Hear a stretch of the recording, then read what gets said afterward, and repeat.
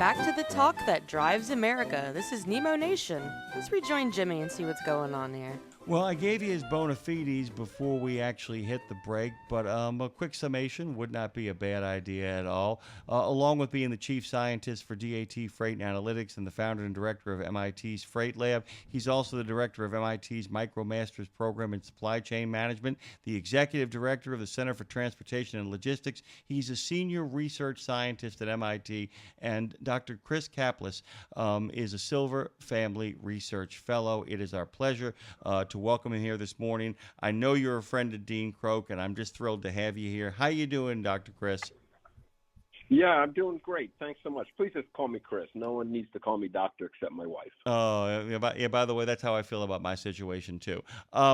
Let's talk okay, let's just kind of jump in here. We've only got about 10 minutes. We do these in rapid-fire fashion, and I promise you, given the quality of your work, we're going to bring you back on for a full 30 later on, if you'll have us. But talk to me a little bit about where we are with the state of the TL market. Yeah, so you can break it down. I'll focus mainly on dry van and temp control because that's the lion's share. Flatbed's its own story. But, we've all went through the pandemic cycle. March 2020, it bottomed out, peaked in 2022 spring, dropped in 23 in the fall. But since then, it's been flat. We've been in this trough for a good year and a half, almost 2 years now, at both temp control and dry van. If you look at the rates, the new rates coming in, the spot rates have been bouncing around, but the contract rates, which is the lion's share here, have been flat. So we've been waiting for something to happen. And so I work with a lot of shippers, and for the last 2 years, they've been caught crying wolf because we thought the market would turn. Everyone had high expectations in December of last year that when Trump came in, we'd see the economy boom, and then the tariffs started hitting, and it kind of dampened things. We really thought the consensus was end of Q1 2025, beginning of Q2, market would tighten and things would go back. But it really hasn't been that way.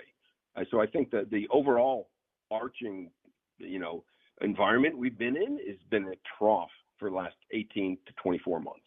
And I wanted to kind of follow up with another question about that in the sense that this flatness, rather than a complete nosedive, rather than a V-shaped recession, a la what happened in Reagan's first year and a half in office, when Paul Volcker decided we need to all suffer a little bit more. This is different because it seems to me, and please, you're the expert, correct me, that so much of what is happening right now is a holding pattern of uncertainty. Is that a fair assessment of what's going on? I agree 100%. And you talk to any shipper, anyone who has to deal with these tariffs. It's not the setting of the tariffs by themselves. If the tariffs were set and we know they'd be there for the next 18, 24, 36 months, that's one thing. But the fact that they change back and forth and get repealed and rolled out, by my count, there was a new tariff policy change since January 20th, every 9 days. Every 9 days. There have been over 20 tariff actions. Then we just had one over the weekend. Suddenly we're the EU, we're at 15%.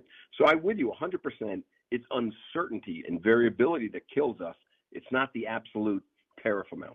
And the other follow-up to the uncertainty is okay, so sometimes people are in the middle of a negotiation, whether it's in Congress, whether it's with foreign powers, all of that kind of stuff. But there's a sense of we know which shape it will ultimately take, so we can begin to plan for, if not the specifics, the shape. The problem, it seems to me, is that we don't even know the shape of the thing. You know what? I agree with you, but to a point, I think we're starting to see it. People were more freaked out in March and April because we didn't know what was happening. We didn't see the game plan, but we've seen the game plan play out. It's just negotiation patterns. And so we see this pattern going, and it's not, you've heard the phrase taco, right? Trump always chickens out. I don't think that's accurate. I think he treats this like a negotiation.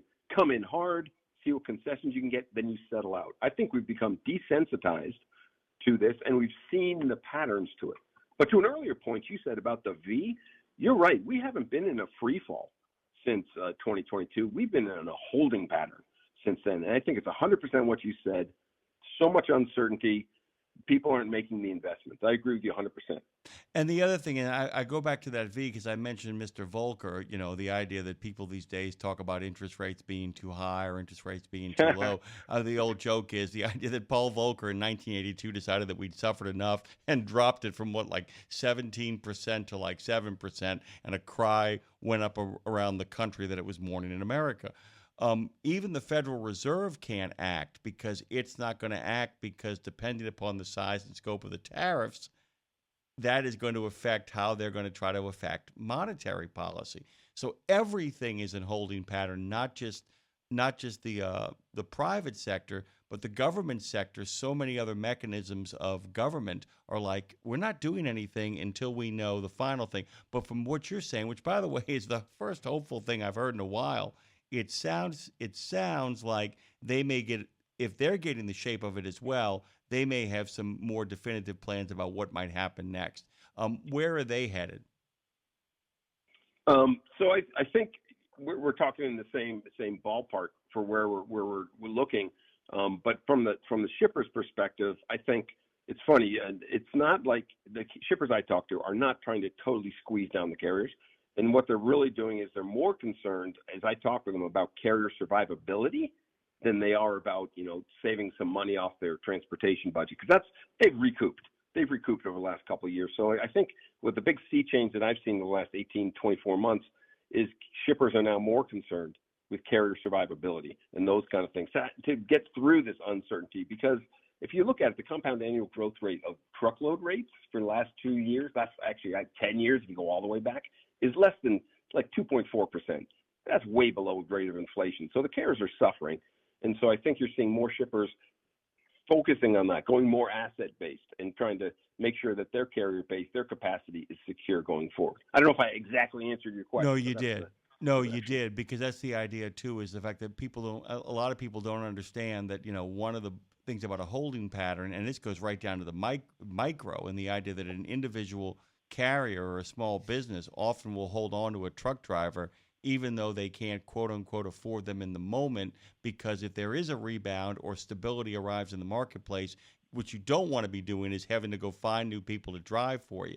I mean, all of those kind of decisions. And it sounds like with people getting a sense of the shape of things, Chris, that there might be the beginnings of a way forward. Okay.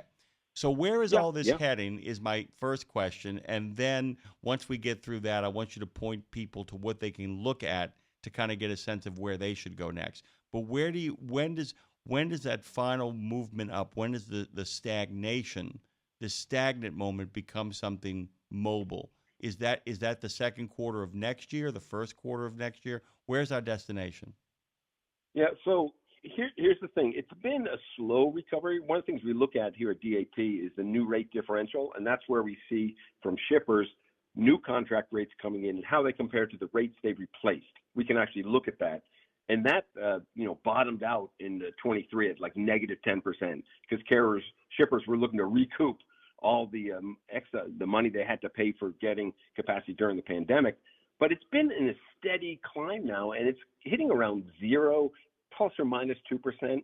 So we're not seeing like shippers are really hammering and getting a lot of money out. They're really more concerned about keeping that capacity. So we're seeing it recover slowly. It's not showing up in the overall market, but we're finding more and more there is a recovery happening. It's just slow.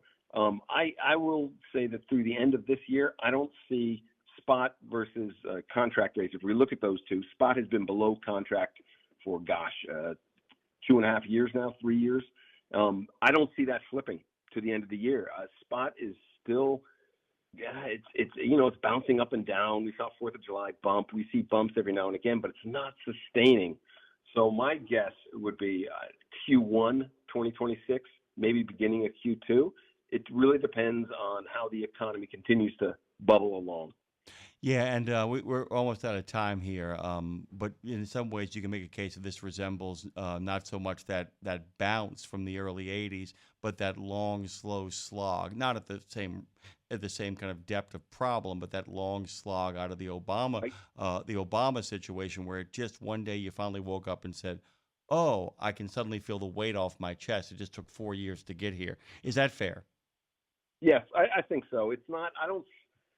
We look at this all the time. What is going to cause a sudden shock? A demand increase. That's what caused the pandemic cycle. All the demand. We all started ordering stuff at home. I don't see that happening.